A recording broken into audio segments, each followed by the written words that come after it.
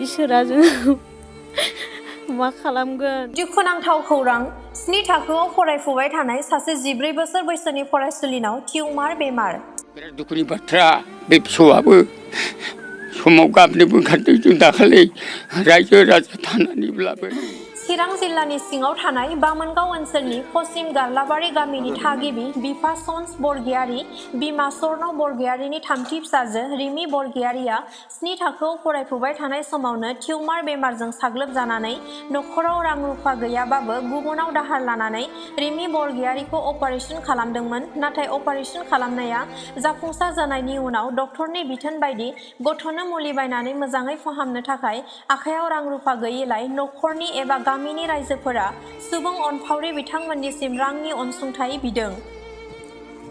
नोंथांमोना जुदि बिथांमोननि नखर एबा गथ'खौ अननानै हेफाजाब होनो गोसो अब्ला नैबे एकाउन्ट नाम्बाराव अनसुंथाइ खालामनो हागोन। एकाउन्ट होल्डार बिमा सरन'बरगयारी नाम्बार 359678323328 IFSC क'ड SBIN 0007171 लोगोसे नोंथांमोना थोंजोङै बिथांमोनखौ सुलाद लानो थाखाय जानबुं नम्बर 8453445987 आरो खनसेबाव 8453445987 नम्बराव सुलाद लानो हागोन।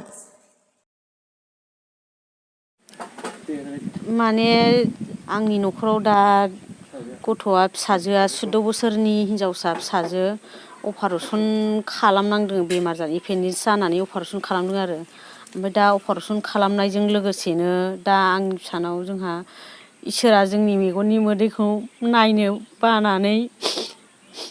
अनखांनाय फैनानै दा इसोरानो जोंनाव माने गथ'नि देहा सोलेराव सिखांफैयो आरो बिनि थाखायनो आङो फुजा होनो ओरै अपारेशन खालामनानै थाइसेबो थाखा गैला अपारेशनावनो 3,20,000 थांखाबाय फुजा आरि गासिबो लानानै दा गासिबो फुजा आरिखौ दा होनो नांबावगौ। दा गथ'खौ फोसाबनो थाखाय आंनाव दा थाइसेबो रां गैया जाबाय अपारेशनावनो जा थांबाय इसोरा जों मा खालामगोन। दा नै न'आव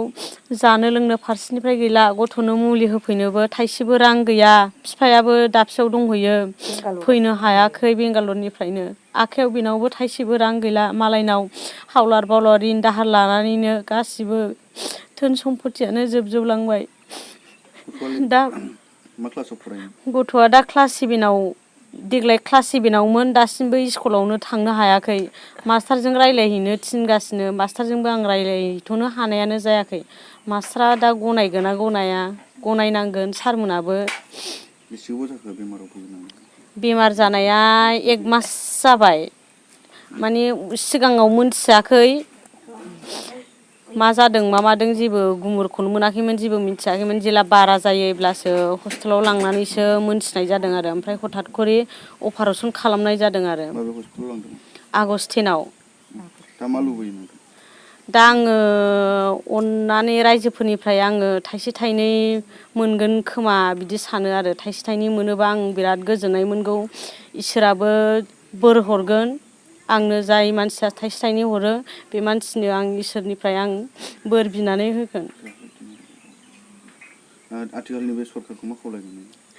सरकारखौ आं खावलायो दा सारमोना आंनो अननानै एसे हरो खोमा एसे 10-20 हाजारसो हरोबा मोजां जागौमोन आरो आंनि फिसाखौ नायनो थाखाय आंनि नखरखौ नायनो थाखाय।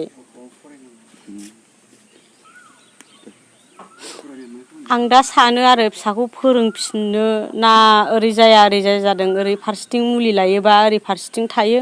ओरै फारसेथिं मुलि ओरै फारसेथिं बाहायोबा ओरै फारसेथिं थायो फारथाम फारब्रै जानानै दङ आं दा बिनि थाखायनो आं रायजोफोरखौ खावलायदों आंनो अननानै जा हायो थाइसे थाइनै 10 थाखा 20 थाखाबाबो आंनि एकाउन्टाव सोहरनो थाखाय आं रायजोफोरखौ खावलायदों। आरो आं सानदों दा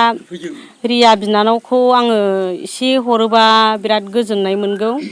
एसे आंनो अननानै रिया बिनानाव नोंथाङाथ' एसे रां रुफानि मानसि एसे अननानै आंनो आंनि फिसाखौ नोंनि बिनानावनि समान गथ'खौ नायनानै आंनो एसे हरोबा गाहाम जागौ आरो। मानगोनां दिनै जोंनि नैबे पश्चिम गालाबारिनि नैबे जोंहा फिसौनि थाखाय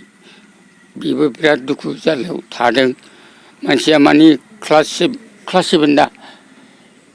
हा क्लास 7 फरायनाय गथ' बेयो बेमारनि थाखाय माने अपारेसन जादों दा मा खालामबावनो दिनै न'खराव बिराद क्राइसिस जानानै दङ दा न'खरावबो गैजाया हिसाबैहाय दिनै रायजो राजा आइ आफानि दांदुखि बिदों बेखौबो जोङो एसे एनैखौ जों सिखार जादों बेनि गेजेराव जाय बिथांमोनहा हरनो गोनां दङ बे बिथांमोना माने रां रुफाफोरखौ एसे अननायनि गेजेरजों अनसुंथाइ खालामनानै हरनो हागोन होननानै आं बेखौनो नोंथांमोननि सिगाङाव आं खावलायहरनाय जादों दा राहा गैया हा हु गैया बायदिसिना गैया दा बिनि गेजेरजों जाहाथे सोर बिथाङा हरो नैबे बुस्थुखौहाय माने एसे क्लियार बेसन खालामनानै हरनो हायोब्ला गाहाम जागोन होननानै जोंबो साननानै दं गथ'नि बिफाया मा मावो गथ'नि बिफाया माने मेघालयआव दंहैयो बेंगालराव दंहैयो दा बेबो हनै क्राइसिस मा खालामनो दुखिया मानसि जानाय लोंनायफोरखौ नाहरनो ना ओरै उसुख बिसुखखौ नाहरनो नैबे रोखोमाव माने थाखा फैसानि बेलायाव बिराद क्राइसिस जानानै दङ दा बे आरो औ दा दाखालिबो जोङो सानलायलायदों राजुहुआखौ दिनै बिथांमोनाबो लेंहरदों बे लेंहरनायनि गेजेरजों जोंबो रायजो राजा आइ आफा जाखिनि नुजाफैनो हादों बिथांमोनाबो फैदों नै बिनि थाखाय जोंबो अनसुंथाइखौ जोंबो होआ नङा एसे एनैखौ जोंबो होगोन